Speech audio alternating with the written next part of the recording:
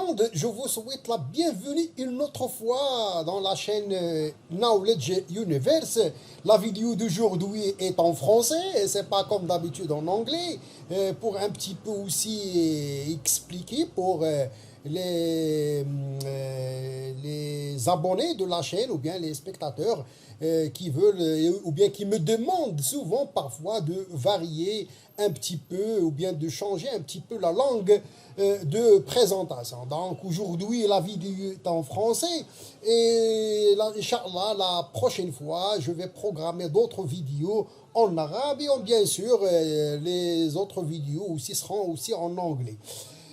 Donc la vidéo d'aujourd'hui est en relation avec le développement informatique ou bien la programmation informatique. Et aujourd'hui, on va voir un outil très important et trop utilisé récemment, surtout pour le développement des applications web.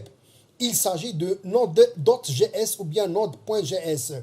Aujourd'hui, dans cette vidéo, je vais vous expliquer c'est quoi cet outil de développement et pourquoi l'apprendre ou bien pourquoi l'utiliser. On a probablement déjà entendu parler de Node.js et oui, c'est grâce à lui que les développeurs, surtout les développeurs JavaScript, peuvent devenir full stack très facilement. Alors, dans cette vidéo, je vais vous expliquer ce qui est exactement. Mais surtout, je vais vous montrer les avantages de Node.js.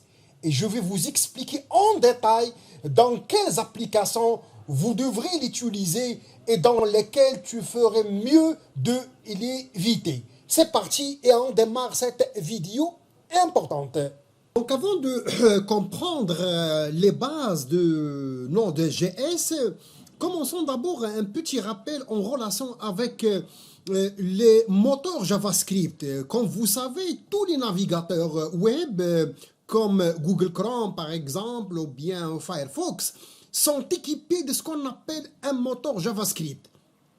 Ce moteur qui va permettre de traduire votre code JavaScript et de visualiser dans Google Chrome les résultats ou bien le résultat de ce code JavaScript dans votre navigateur. Autrement dit, le moteur JavaScript, il va permettre de prendre ou bien de traduire ce que vous avez tapé comme code JavaScript et de le traduire en mode ou bien en code machine compréhensible bien sûr par votre microprocesseur.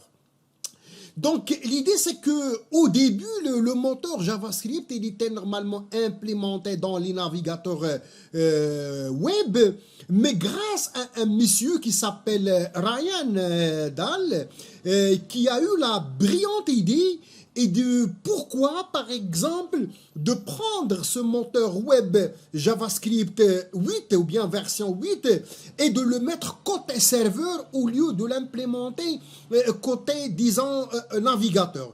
Donc, c'est lui qui en trouve le navigateur Chrome, pardon, et de l'utiliser en dehors du navigateur et il a créé ce qu'on appelle actuellement la plateforme Node.js, ce qui fait que le monsieur Ryan a normalement pris le code ou bien le moteur JavaScript et il a eu l'idée de le mettre côté serveur et pour développer bien sûr des applications client-serveur.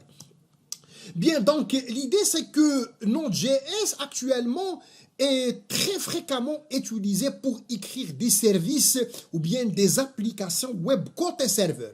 Donc ça brièvement c'est le moteur, c'est un résumé du moteur JavaScript qui était implémenté dans les navigateurs et aussi actuellement implémenté côté serveur grâce à Node.js. Donc ici, vous avez par exemple votre code ou bien votre programme écrit en langage JavaScript.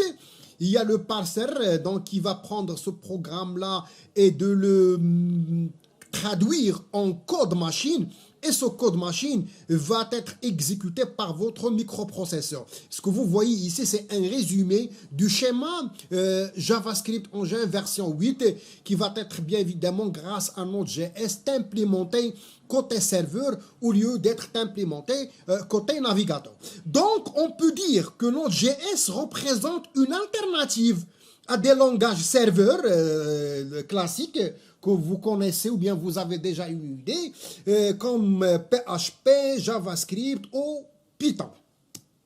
Donc, comparons maintenant les deux situations. Donc, avec un code exécuté côté navigateur, donc le client, il va demander une page au serveur, et le serveur normalement contient le code ou bien le programme écrit en PHP. Ce code va être exécuté dans le serveur et il va envoyer le résultat sous forme des vues ou bien ce qu'on appelle des pages HTML générées pour le client. Et le navigateur du client va recevoir normalement ce programme avec des codes JavaScript parfois sans JavaScript, ou bien parfois avec un code JavaScript, mais qui va être exécuté dans le navigateur du client. Donc, quand le serveur envoie une page HTML avec du code JavaScript, ça c'était en passé, donc avant normalement l'arrivée de Node.js, c'est que le code JavaScript est exécuté côté client par le navigateur des clients pour modifier bien sûr la page HTML. Mais maintenant, voilà ce qui se passe si vous adoptez la solution Node.js. Ce qui fait, c'est que toujours le client, il va demander une page au serveur. Le serveur dans lequel on installe bien évidemment le Node.js. Et l'environnement Node.js, il va exécuter JavaScript. Donc, ce qui fait ici, quand vous voyez le code JavaScript, il va exécuter côté client, ça veut dire côté navigateur client. Mais ici, le code JavaScript, il va être exécuté côté serveur. Et l'environnement exécute du JavaScript pour générer, c'est ce qu'on appelle des vues qui vont être envoyées aux clients ou bien aux utilisateurs pour générer du HTML. Donc, regardez ici la différence, c'est que le code JS ici est exécuté côté client et ici avec l'implémentation de Node.js, le code il va être exécuté côté serveur. Donc, le serveur, après exécution de JavaScript, bien évidemment avec la présence de Node.js, il va envoyer au serveur la page HTML.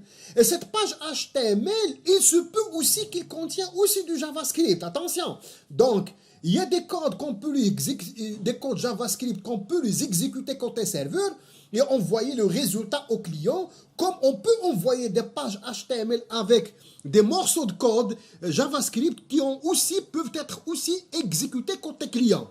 Donc, comme vous voyez ici, avec l'utilisation de Node.js, vous pouvez implémenter ou bien développer des codes qui vont être exécutés côté serveur, comme vous pouvez envoyer des codes JavaScript pour toujours être exécutés par le navigateur du client et pour modifier la page HTML. Bref, donc vous voyez que c'est que grâce à Node.js, on peut exploiter ou bien profiter de la technologie JavaScript, cette fois-ci comme PHP, bien évidemment, côté serveur. Donc, bref, ici, le code JavaScript, il va être exécuté côté client sans la présence, bien évidemment, de Node.js. Mais si vous adoptez la solution Node.js, le code va être, bien évidemment, exécuté côté serveur. Et vous pouvez même, en plus de ça, exécuter une partie de code, bien sûr, si vous voulez, côté client. Alors, maintenant, la question qui se pose, quels sont les bénéfices ou bien les avantages de cette technologie Node.js? Commençons d'abord par quelques notions de base qui vont nous aider à comprendre et à maîtriser pourquoi adopter Node.js et quels sont les atouts de Node.js. Commençons d'abord par ce qu'on appelle la notion RTA. RTA veut dire Real Time Applications. C'est les applications qui demandent d'être exécutées en temps réel, instantanément. Ce sont des applications qui ont besoin de se mettre à jour super fréquemment. vous avez actuellement, vous utilisez tous la plateforme WhatsApp et avec WhatsApp, vous aurez besoin rapidement de recevoir en temps réel, de lire en temps réel les messages reçus et d'envoyer en temps réel des messages à vos amis ou bien à vos contacts. Donc, le RTA signifie les applications temps réel. Et on va voir après que parmi les bénéfices de Node.js, c'est qu'il permet de développer, si vous avez un projet qui demande d'avoir des applications en temps réel. Donc, disons que le Node.js, un de ses avantages, c'est qu'il offre la possibilité de mettre des codes du type RTA. Aussi, il y a une notion qui s'appelle SPA. Et on va voir que aussi c'est un avantage ou bien c'est parmi les rôles de Node.js, c'est elle vous aide à développer ce qu'on appelle des solutions de type SPA. Alors, la notion SPA, ça signifie Single Page Application, ça c'est en anglais. Et ce sont les applications dans lesquelles il n'y a qu'une seule page HTML. Et le contenu de cette page change en fonction des actions de l'utilisateur. Et bien évidemment, c'est différent du modèle que vous utilisez actuellement dans pas mal de plateformes et qui est basé sur plusieurs pages HTML. En général, on utilisera des frameworks comme Angular, Vue ou React pour développer normalement ce genre d'application.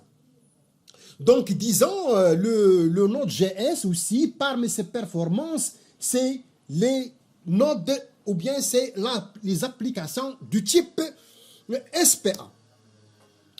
Aussi, il y a une autre notion, si vous voulez comprendre quels sont les bénéfices ou bien les avantages de Node.js, c'est la notion, ou bien le concept multi-thread ou bien single-thread. Alors, multi-thread, ça veut dire c'est la capacité d'une application d'effectuer plusieurs tâches en même temps ou bien en parallèle. Un single-thread, c'est le fait que tu t'en occupes que d'une seule tâche à la fois. Et on va voir, c'est que Node.js est une plateforme qui offre la possibilité d'exécuter des applications de type single thread ou bien monothread. Alors aussi, il y a une notion aussi qui caractérise Node.js, c'est blocking et non-blocking. Alors en français, bloquant ou non-bloquant, c'est un système qui est considéré comme bloquant s'il est obligé d'attendre la fin d'une tâche avant de commencer une autre. Un système non bloquant s'il a la capacité à lancer une tâche sans forcément attendre qu'il se finisse pour passer à la suivante. On va voir parmi les avantages aussi, bon, disons un avantage ou non, on va voir ça après dans les prochaines vidéos, c'est que aussi le Node.js, c'est une plateforme ou bien c'est une solution du type non bloquant. Bien, alors, maintenant, après la définition ou bien l'explication de ces quatre ou bien ces trois notions de base, voilà maintenant quels sont les avantages de Node.js. Bref, comme j'ai déjà dit tout à l'heure, c'est que le Node.js, c'est une plateforme de développement à base de JavaScript côté serveur. Elle est super adaptée au RTA et SPA. Node.js est un système single-thread non bloquant. Node.js est capable de gérer énormément de requêtes en parallèle sans les faire attendre les unes les autres et c'est grâce à ça qu'il est particulièrement bien adapté à vos applications ou bien aux projets qui demandent des types SPA et des types RTA. Donc ça, ce sont brièvement, c'est quoi Node.js, ses avantages. Mais avant de terminer cette vidéo, je vais vous expliquer rapidement, bien évidemment, comme n'importe quelle plateforme, les limites de Node.js. Bien, alors, Node.js est single-thread, comme j'ai déjà expliqué tout à l'heure. Alors que la plupart des systèmes classiques sont multi-thread. et peut-être un inconvénient pour certains projets qui demandent normalement l'exécution de plusieurs tâches en parallèle. Sachant qu'on va voir dans d'autres vidéos, il y a une technique aussi même dans Node.js pour répondre à ce besoin. Ce qui fait, c'est que si vous avez des tâches qui sont longues à traiter côté serveur, des tâches qui demandent beaucoup de ressources, car il y a beaucoup de calculs, par exemple, comme l'encodage vidéo, bien streaming vidéo, ou la manipulation des images, alors Node.js ne sera pas du tout adapté à votre besoin. Et les single threads, si un petit bonhomme, donc comme exemple, est occupé sur une tâche, comme vous savez, alors il ne pourra pas s'occuper de toutes les autres tâches qui attendent, ce qui rendra bien évidemment parfois le système très lent. Donc, merci de votre attention et merci d'avoir cette introduction rapide de base pour les étudiants, pour les spectateurs qui veulent entrer dans le mode Node.js. Voilà donc c'est quoi Node.js. Je vous donne rendez-vous dans d'autres vidéos pour comment l'installer avec des exemples de développement et bien évidemment pour aller plus loin, la meilleure méthode ou bien la meilleure technique d'apprendre la programmation, c'est d'apprendre, d'écrire des programmes, d'installer, de travailler sur des mini-projets et bien évidemment les cours théoriques qui ne sont pas suffisants. Et ce vidéo-là, bien évidemment, c'est de vous introduire dans le bain et de comprendre dans quel moment d'abord c'est quoi le Node.js et dans quel moment vous pouvez utiliser Node.js et c'est quoi ses limites. N'oubliez pas de partager cette vidéo, d'abonner la chaîne et de laisser des commentaires. Merci et bonne journée à vous.